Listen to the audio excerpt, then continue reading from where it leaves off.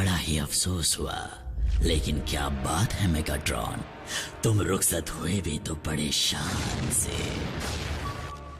हाँ, sound wave, audio visual शुरू करो, मैं सबसे कुछ कहना चाहता हूँ।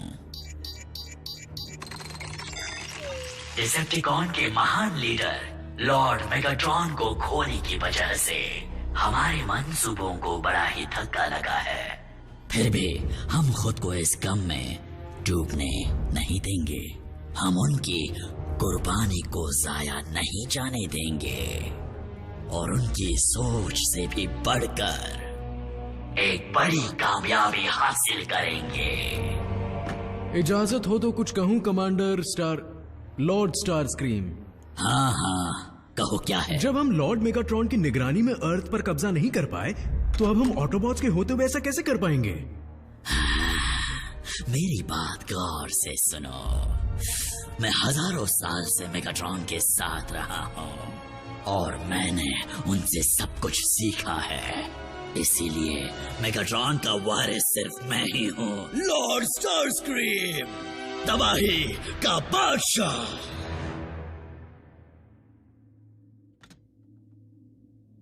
क्या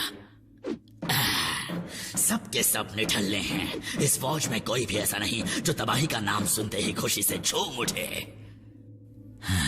लेकिन हाँ, सुना है कि एक ऐसा काबिल योद्धा है और वो मौजूद है यहीं इसी प्लेनेट पर, और जो मेगाट्रॉन के रास्तों पर चलने वालों में से एक है। बहुत खूब।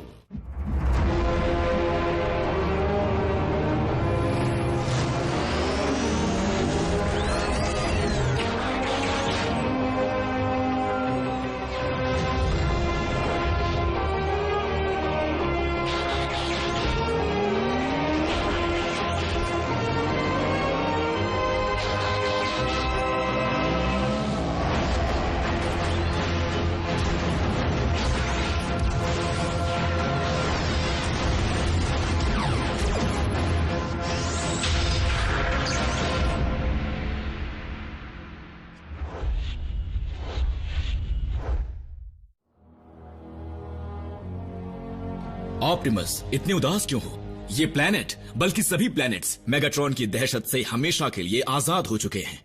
इसमें कोई शक नहीं रैचेट, पर बात वो नहीं। बात यह है कि मैं मेगाट्रॉन को सुधारना चाहता था, ना कि उसका नामो निशान मिटाना। लेकिन ऑप्टिमस, उसकी बर्बादी में तुम्हारा कोई हाथ नहीं है। जो हुआ उसका जिम्मेदार वो खुद था। I am sorry. मैं जानता हूं कि एक समय तुम दोनों अच्छे दोस्त थे। मैंने लड़ाई में जिस मेगाट्रॉन का साथ दिया, वो तो सालों पहले तभी मर गया जब उसने डिसेप्टिकॉन बनने की राह चुनी।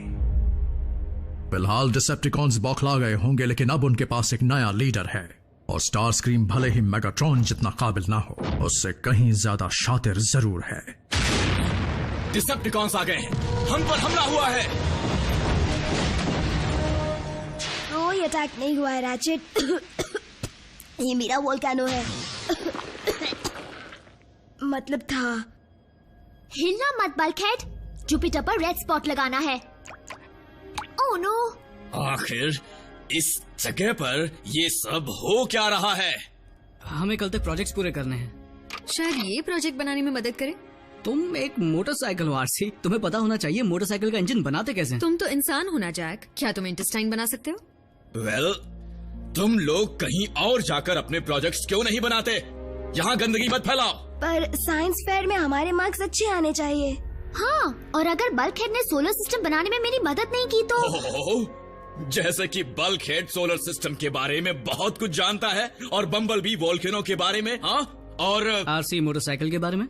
बिल्कुल सही, हम इंसान नहीं हैं और ना ही हम साइंटिस्ट हैं। लेकिन ऑटोबॉट्स इनके रखवाले जरूर हैं रैचेट। अगर बच्चों के स्कूल प्रोजेक्ट में मदद करने से हम भी कुछ सीख लें तो इसमें हर्ज क्या है? हाँ ठीक है, मगर इन बच्चों को भी तो साइबरट्रॉन के बारे में कुछ सीखना चाहिए। उस महान युद्ध के दौरान ढेर सारा एनर्जॉन यही इन चट्टानों में छिपा दिया गया था, जिसकी रखवाली के लिए मास्टर ने साइबरट्रॉन के महान योद्धा को भेजा था। वो सालों से यहाँ पर अगले आदेश का खामोशी से इंतजार कर रहा है।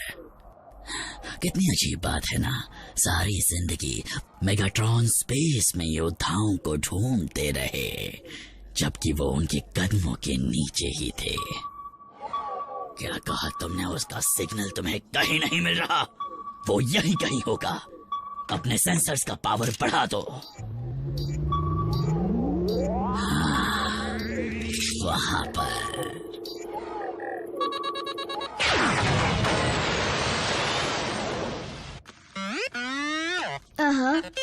हाँ। सच में बम्बलबी, फिर असली योद्धा बनने के लिए क्या करना पड़ता है? लेकिन मैंने तुम्हें लड़ते हुए देखा है, तुम कमाल हो। मैं तुमसे सहमत हूं रैफ, लेकिन ऑटोबॉट की जिंदगी इंसानों के मुकाबले काफी लंबी होती है। तुम्हें यकीन नहीं होगा पर नन्हे बम्बलबी को अभी बहुत कुछ सीखना है। एनेजॉन सिग्नल, कोई उसे ले जा रहा है। और अगर हम नहीं ले जा रहे तो फिर कौन हो सकता है? डिसेप्टिकॉन्स। बिना मेगाट्रॉन के? बदकिस्मती से मेगाट्रॉन की विरासत को संभालने के लिए कोई न कोई वारिस जरूर होगा। ऑटोबॉट्स, तुम बच्चों के प्रोजेक्ट्स पूरे करो। रैचेट, तुम मेरे साथ चलो। साइंस फेयर में इनके मार्क्स काफी ज्यादा बढ़ जाएंगे। अगर मैं यहीं रुककर इनकी मदद करूं तो अच्छा होगा। ऑप्टिमस। ठीक है बम्बलबी, चलो पता लगाएं किस